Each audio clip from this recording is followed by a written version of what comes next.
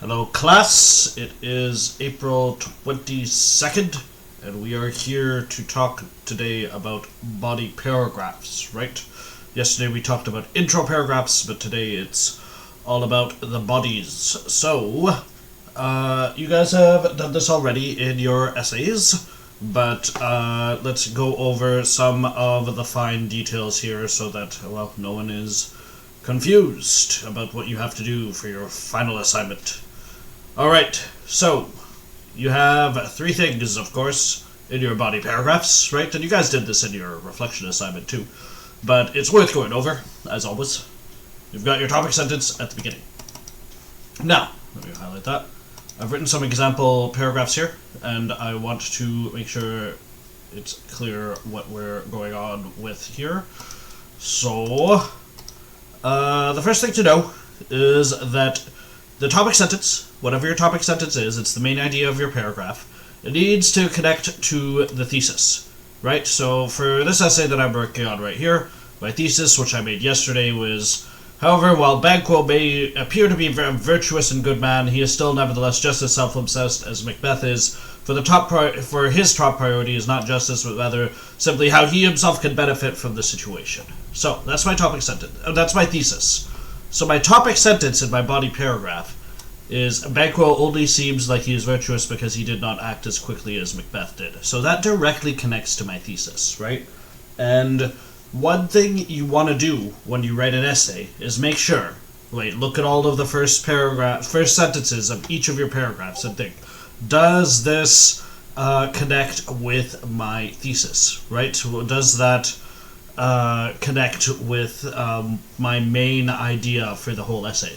Because if it doesn't, then I can guarantee your essay is confusing and I lost track of what your point is, right? So it's really important in that first sentence to think, okay, does it connect with my thesis? All let me try again. All topic sentences must connect to the thesis, right? So that's rule number one. Now, after that, you've got your supporting sentences, and let's see what I wrote here. When the witches first appear to Macbeth, he is just as I should put Banquo there just to make that clear. Banquo is just as eager as Macbeth to hear their visions of the future, and he asks them to speak of his own future. Banquo is apparently not worried by the fact that this information is coming from three women who are clearly devilish, but rather is concerned for his own advancement and position in the kingdom. The prospect of gaining royal power is apparently at the forefront of Banquo's mind, and he leaps at the chance to seize it, saying, "Speak then to me." Now, as you can see right here, I've got myself a quotation, right? So that is something that is very important when it comes to presenting evidence. You don't need to have a quotation for every single paragraph, right? And you don't need to have a quotation for every single point you make. But if you can throw a quotation in there, it's always a good thing, right? So don't make them too long, right? Don't copy out half the book, right? A sentence here or a line there is more than enough, right? That's what I use then. Over here is just, 4 words, right? But quotations are very important. And again, most of you did this right in your reflections.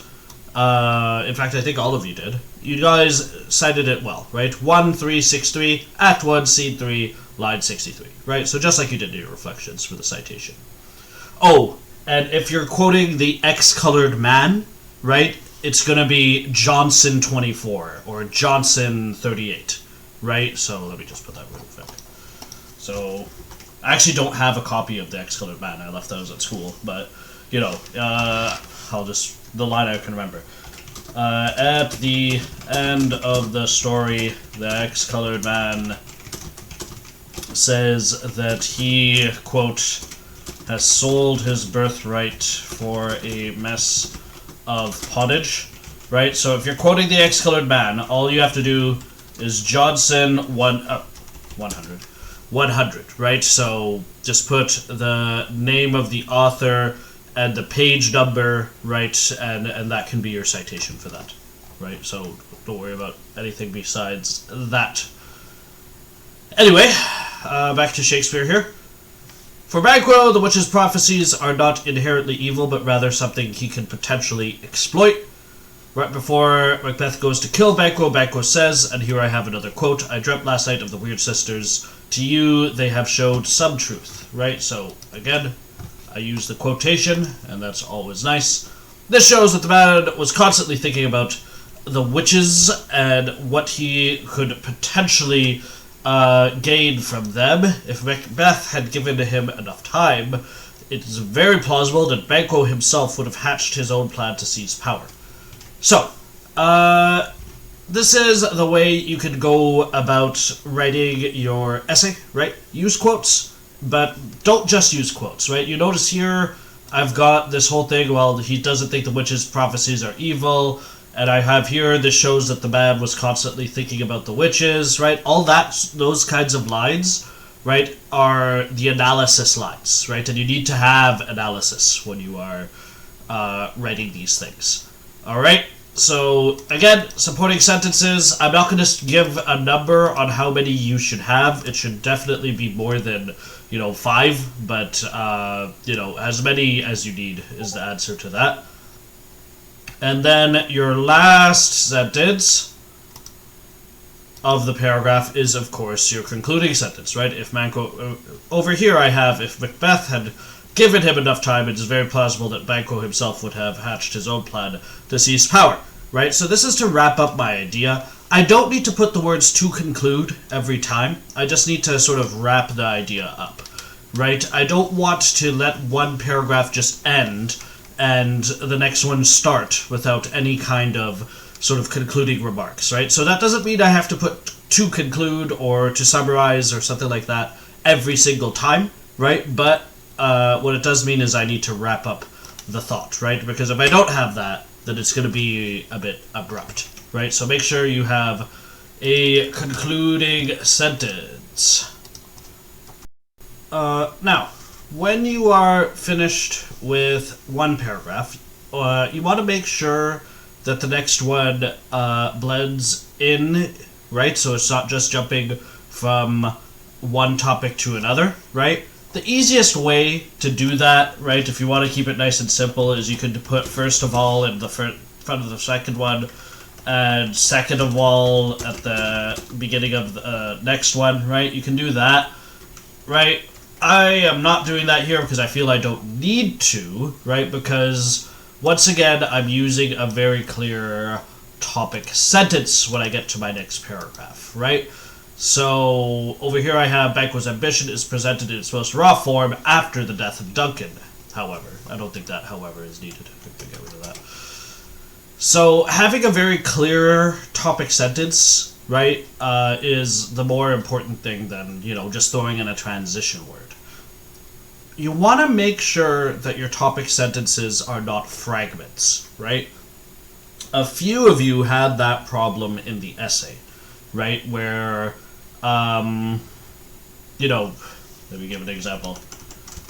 If you were to write as your topic sentence, "second of all, Banquo's ambition," right? If that's the kind of thing you do for your topic sentence, just "Banquo's ambition," right? That's a sentence fragment, right? It doesn't actually contain a complete idea.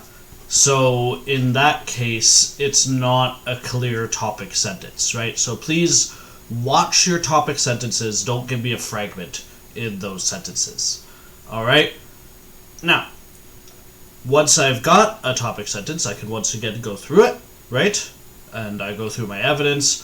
Banquo knows very well that Macbeth is the one behind Duncan's death, saying of Macbeth, "I fear thou playedst most foully for the throne." So once again, boom. There's the quote. That's how I use it. And right after, this quote shows that Banquo now knows fully that his friend is a murderer. Hang on, that's a bit weird. This quote shows that Banquo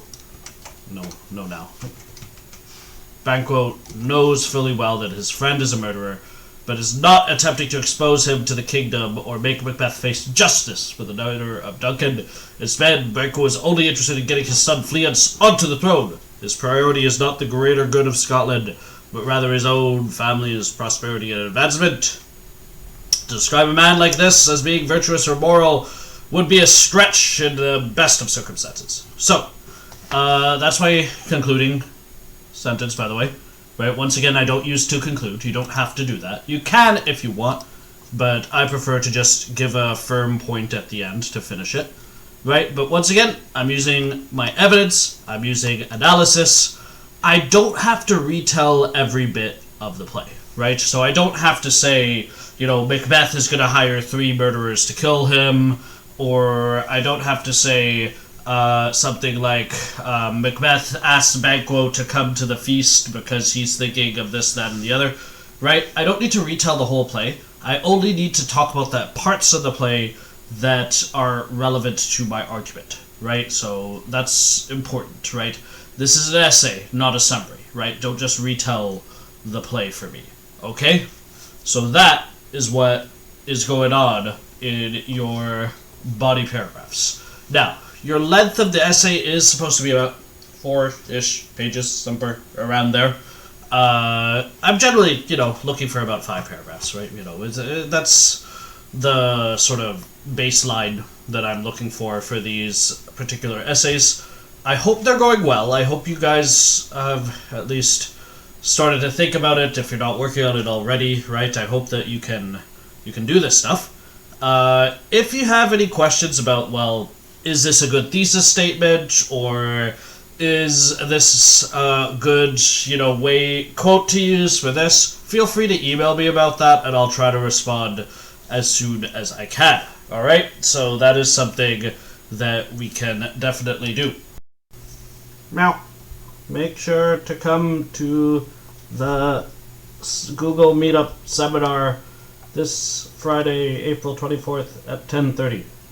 It's going to be a good time to talk about our essays, and also just a way to sort of say goodbye to what has been a very strange class, okay? Udonos says so. Meow. Alright guys, I'll see you tomorrow. Email me and email Udonos any questions that you have.